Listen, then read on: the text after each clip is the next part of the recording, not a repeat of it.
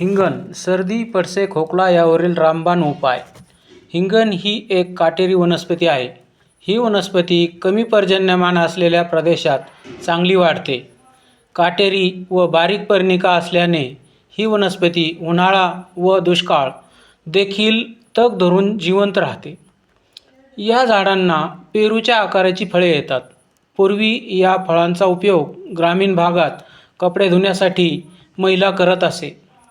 Detergent, cake व निरमा पावडरच्या वापराने या फळांचा वापर कमी झाला. शेतजमीन व घरांचे वाढते क्षेत्र पाहता ही झाडे दुर्मिळ होऊ लागली आहेत. या झाडांच्या फळातील कोय खूप कठीण असते. ही कोय कुऱ्हाड अगर कोयत्याने फोडल्यास आतून बदामाच्या आकाराची बी निघते.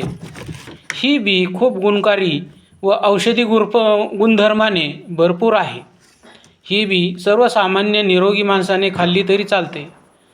थोडी कडवट असलेली बी सर्दी, पडसे, खोकला, सायनस यासारख्या आजारांवर रामबाण गुणकारी आयुर्वेदिक औषधी आहे.